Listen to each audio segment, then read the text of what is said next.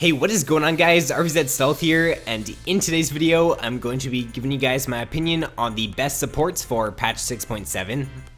So first up is Blitzcrank. So Blitzcrank is always going to be a pretty solid pick for solo queue as long as his hook does not get changed. His hook is just such a strong ability for all stages of the game because if you can hit a hook in the laning phase as Blitz, then you're pretty much guaranteed to burn the enemy's flash, and you might even pick up the kill as well. So I just really like that he's got great snowball potential in his kit with his hook, and he's just a really rewarding champion if you can play him correctly.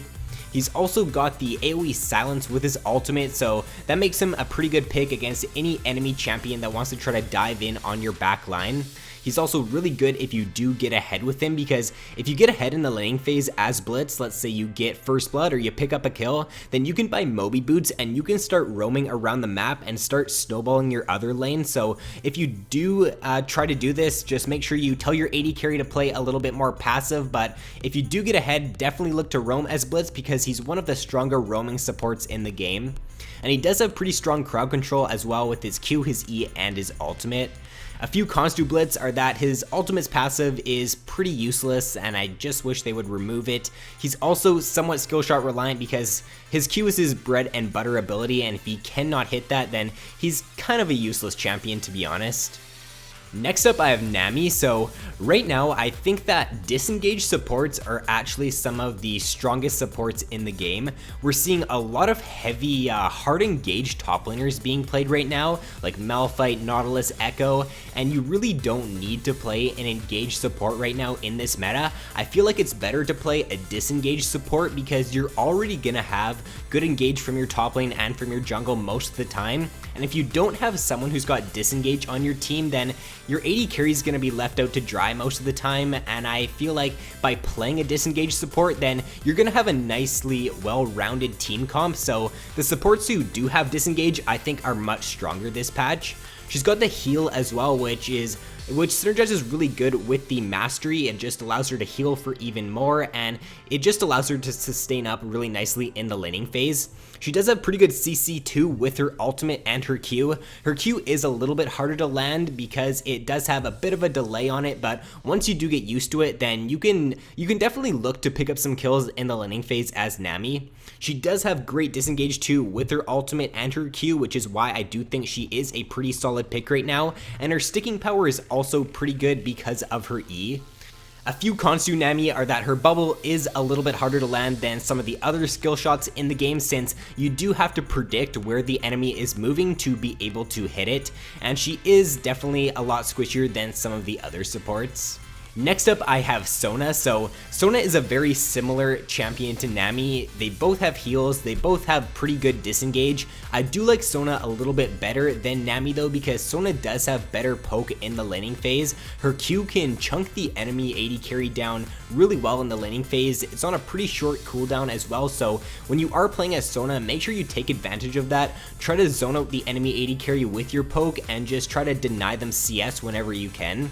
She does have the heal too with her W, which allows her to sustain up nicely in the lane phase. She's got the movement speed buff too with her E, so she's got really nice utility in her kit. Her ultimate is really game changing as well. When you are playing as Sona, if you see the enemy team grouped up, look to go for those flash engages, because if you can get a 3 or 4 man crescendo off in a team fight, then you can just single-handedly win the team fight for your team right there. She does have pretty good engage and disengage with her crescendo, and her damage is also quite good for a support. One con to Sona is that she is a very squishy champion, so if you are up against a hard engage support or a support who does have good crowd control, then be careful in the laning phase, because if you do get hooked or if you do get jumped on, then you can get bursted down pretty quickly. Next up, I have Janna. So like I said before, with the meta being focused heavily on the CC tank engaged top laners and junglers, it makes the disengage supports really good, and since Janna is arguably the best disengage support in the game, she is very high up on my list for this patch. She's got great crowd control with her ultimate, her Q, and her W. Her ultimate is just such a strong ability, it completely resets a fight, and it makes her a great pick against any champion that wants to dive on your back line, like a Kha'Zix or a Rengar or a Warwick. She's just a really good pick against those champions. Her shield is also really strong for the laning phase. When you put that on your AD carry, you're basically guaranteed to win the trade every single time. She does actually scale pretty well with ability power too, so when you are playing Janna, definitely buy the Frost Queens as your support item, and if you do find yourself getting ahead, or if your team does get ahead, then you can pick up a Mejai's if you are snowballing. A few cons to Janna are that she does have weaker engage, so if your team is lacking one of those heavy CC engaged top laners or junglers, then in that situation, I wouldn't pick Janna. I would pick a support like a Blitz or a Thresh or a Braum, and she does also rely on her AD carry to position well in team fights. I find that when I'm playing as Janna, my AD carry does not realize that they can go more aggressive. They don't realize that I have really good disengage. So if you are playing AD carry and you're playing with a Janna, go more aggressive because she does have really good disengage in her kit. And lastly, on my top 5 for this patch, I have Soraka. So right now, Soraka is pretty much banned in every single game. If she's not banned, then definitely look to pick her up. She's a great champion, mainly because of her heals. Her heals are just so annoying to deal with in the laning phase because when you're playing AD carry with a Soraka, even if you go in and you lose the trade, it's actually a one trade most of the time because the Soraka is going to be able to heal you back up to full HP in a matter of seconds. When you are playing AD carry with Soraka, then just look to go more aggressive in the laning phase, look to poke down the enemy AD carry and support, because even if you do lose the trade, then you're going to get healed back up to full HP and you're going to have the advantage in the laning phase. She does also have the AoE silence, which is a pretty underrated part to her kit. If you place that correctly in a team fight, it can definitely change the momentum of a fight. A few cons to Soraka are that she is a very squishy champion, so when you are playing against her in the laning phase, try to focus her as much as you can. You don't want to go for the enemy AD carry because Soraka is just going to be able to heal them back up to full HP in a matter of seconds. If you can focus the Soraka and you can land a CC ability on her, then she's really squishy and you're going to be able to chunk her down pretty low.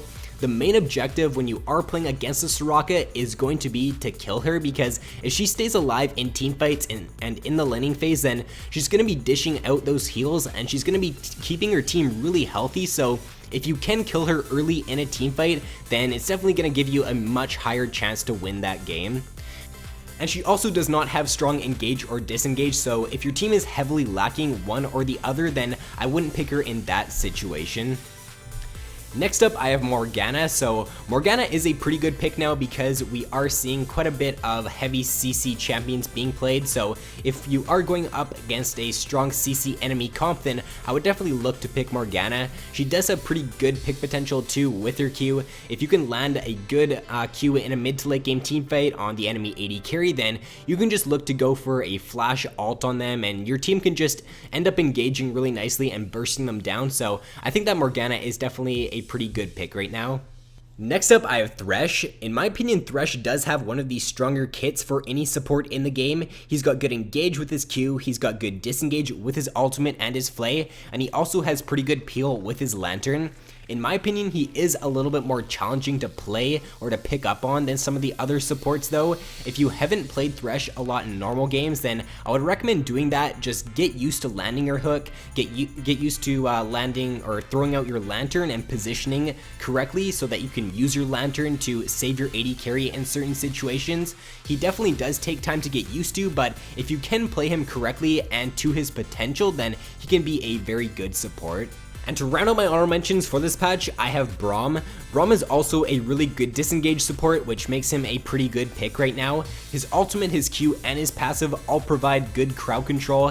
He also does have his E, which provides a really nice shield, and he can just soak a lot of damage in team fights with that. So if you are looking for a good tank support, then I would play Braum. And that is going to be it for the video, guys. If you did enjoy, then be sure to drop a like and subscribe if you have not already. So thanks for watching, guys. Have an awesome day, and I will see you in my next video.